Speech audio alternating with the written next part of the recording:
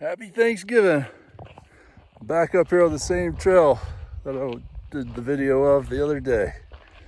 I wish I had a hiking partner with me, but just remember how important giving thanks, that we have a whole holiday dedicated to being thankful. So it's not lost on people. All throughout humanity, we understand that what being thankful and grateful means to us as a society, as individuals, and how it's a cornerstone of living with one another in peace. We're always going to have conflicts. That's part of humanity. That's part of how it all works. It doesn't work without that here on earth. Maybe in a different place, maybe in heaven or somewhere, things work without conflict. But here on earth, it's a natural part of things. And there's a proper way to navigate conflict and stress, and there's an improper way to do it. And the way that Christ tried to teach everybody to get through this was the way of peace. And it's not said enough how much those teachings of what he was saying was about being grateful and thankful to God.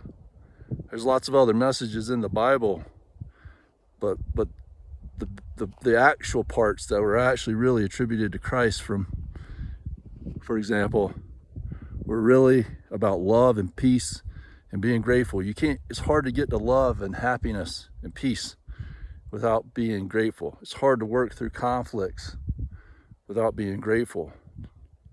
You know, there's a way to find balance.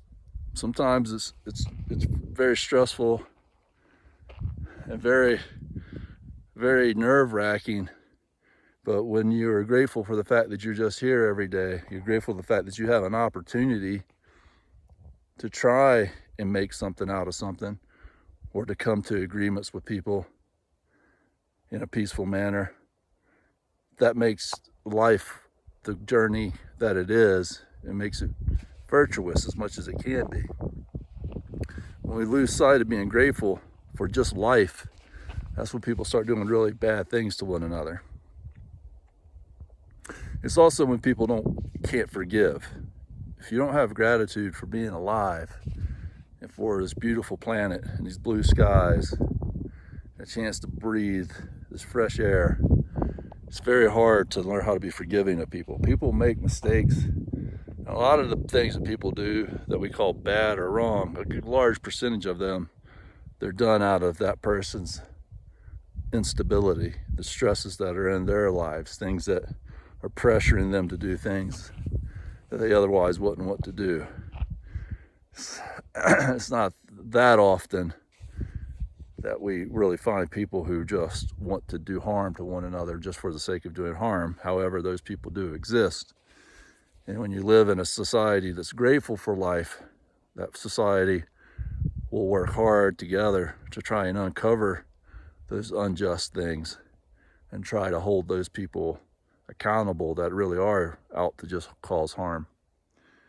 And where I'm going with all of this is that I've learned that George Washington, when he established Thanksgiving was something that, you know, goes back to the settlers and that sort of thing. So it had been with us. I mean, this idea of giving thanks, and it goes way back. There's some holiday around this time of year that has to do with the harvest and giving thanks to God and to a higher power and to the universe, for lots of people, for the harvest and the food that we get this before we go into winter. And winter it's a harsh time, but it was very much a harsh time before modern technology and electricity and all of these things. So people always wanted to give thanks and tribute. Hopefully, they probably largely because they were hoping to get some grace from the higher powers to have a winter that wasn't full of hardship. But when it came to the United States, George Washington took that concept and he created a holiday, the holiday we have that we're celebrating today. And that was very specifically done to celebrate the Constitution of the United States and the freedoms that it protects. So we have these inalienable rights, but authority and tyranny infringes upon them. And the colonists in the New World that became the United States, they had lived under severe tyranny from King George. And it was brutal what the English were doing to the colonists. Many of the things that we're seeing today, the things that they're seeing today in England are happening there again 250 years later. So, just really persecuting people for trying to speak and have freedoms. And so we established the Constitution, and you can think of the Constitution as an invention.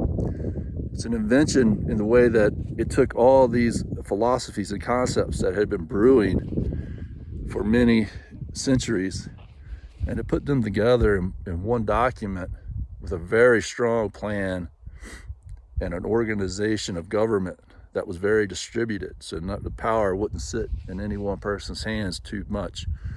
And so the individuals could do their thing the way that they needed to do them. And so this is a major milestone in humanity. And so Washington, when he created the holiday of Thanksgiving, he did it with the Constitution and being grateful and thankful for these freedoms protected by the Constitution. I love you, and be grateful.